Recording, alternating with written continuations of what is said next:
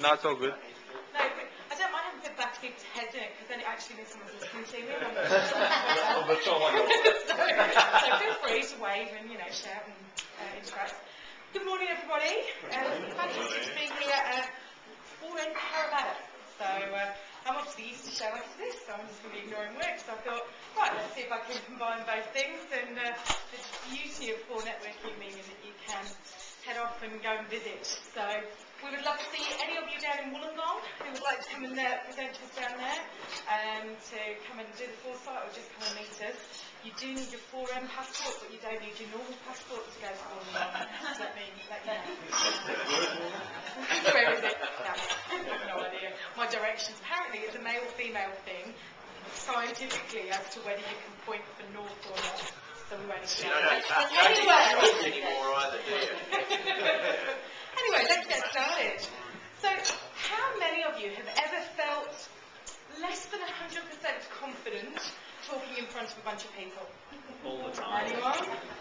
Anyone ever just felt that they've just mucked it up and they've lost people in their audience? Time? Does anybody think that it would be nice to have a way to not rely on stacks of notes when doing a presentation? Yeah, great.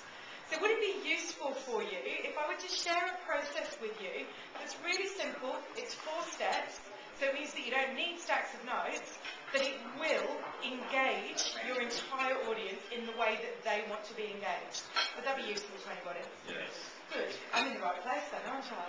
So, giving you a little handout for you to take some notes should you so choose, and it's a little bit of a fill in the blanks. So what we are talking about today is actually called the format system. So it's quite nice, it's a 4N 4Sight on format. So try saying that one quickly 3 times. So what we're talking about today is a system that has been researched that there are 4 different types of learners or listeners. And in this particular context, when I talk about either learner or listener, the 2 are interchangeable. So when we're talking about presentation, it's the listening style. You can also use this for seminars, for training, for sales, anything like that. And it may be a learning process that you're going through. So please don't blame me if you can use this anywhere in your business. So the first thing that you need to do to engage your audience is you need to give a strong why. So the first gap is a why. There are people that we call why learners, and they make up about 30% of the population. So a third of your room needs you to tell them straight away up front why it is a good idea to be listening to you. Because otherwise you will lose them. I'm a why learner, and I've just found that I just drift off sometimes, and I actually really quite like the content, but they've not really related it to me, they've not told me why I should be listening for the next however long, and I just drift off. So if you don't want to lose 30% of your audience, you might want to give a strong why. And the way that you might do that may be through questions. And the questions are great because they get people involved in what their own why is. They get involved in their own reasons for listening. So you can share, you can say this is what I'm going to be talking about and this is why it's important, or you can ask questions. So you might want to tell a little story. But something that relates straight away as to, I'm going to tell you something that is going to be of benefit to you. Okay? So that's the first one. The second one is your what. I know it really is what. So what is the details? What are you actually talking about? So this is the bit that we're in at the moment, is the what, where I explain what format is.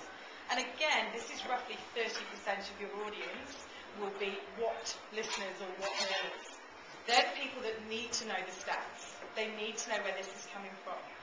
Now, if you're somebody that likes those details, your temptation will be to jump straight in to the facts, the figures, the stats straight away.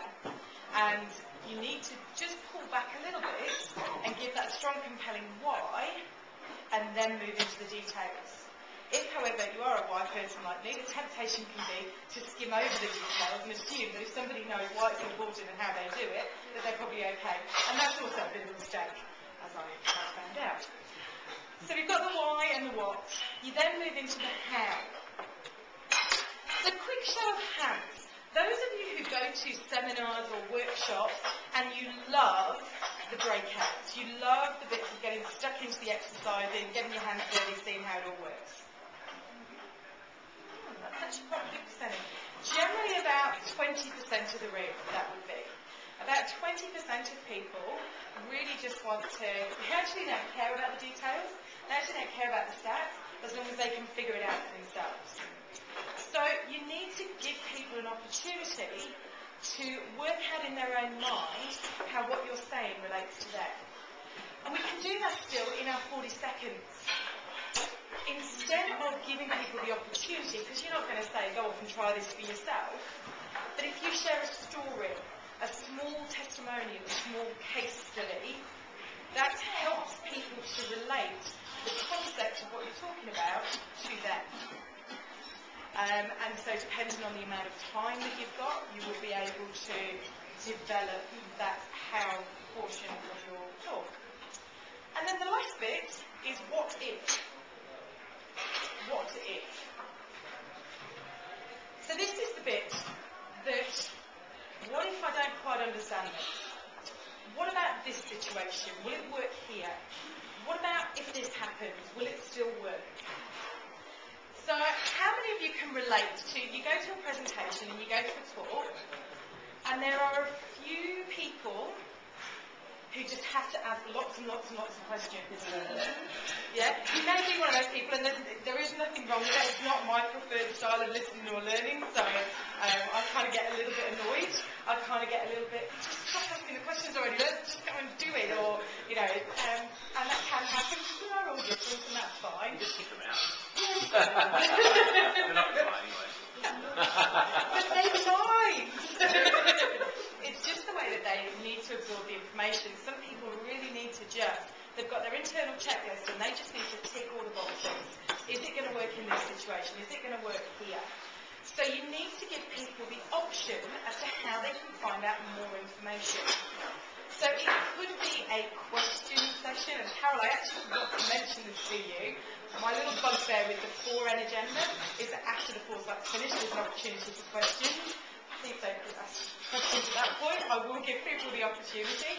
But what can happen with a presentation, if you leave questions right until the end, is that the people that have got it, that have understood it, you can actually completely lose them by answering very specific questions.